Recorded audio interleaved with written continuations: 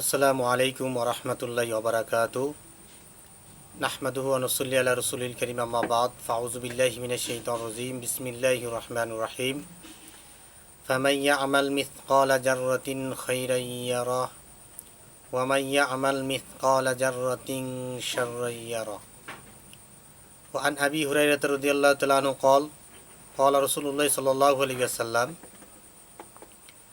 মান ক্বালা সুবহানাল্লাহি ওয়া বিহামদিহি ফি ইয়াউমিন মিয়াতা মাররা হুত্তাত খতায়াহু ওয়া ইন কানাত মিথলা জাবিদিল বাহর।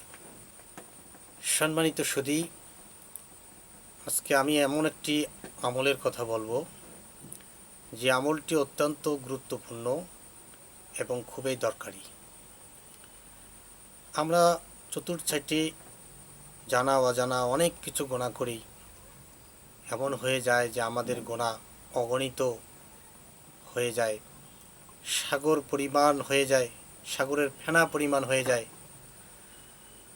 এজন্য আমরা যদি এই দোয়াটা পড়ি তাহলে আল্লাহ তাআলা আমাদের এই গুনাহগুলো, যতই গুনাহ করি, এই গুনাহগুলো আল্লাহ তাআলা মাফ করে দিয়ে দেবেন।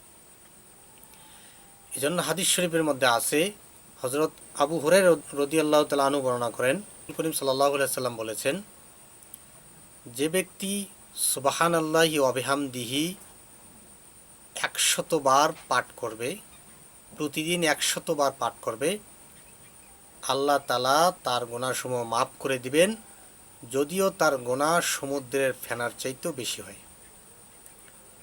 তাহলে এর দ্বারাই বোঝা যাচ্ছে, যদি আমাদের গুনাহ সমুদ্রের ফেনার চাইতেও বেশি হয়, আর এক হাদিসের মধ্যে আছে, যদি মরুভূমির বালুকার সমান হয়, আল্লাহ তাআলা তা মাফ করে দিয়ে দেবেন।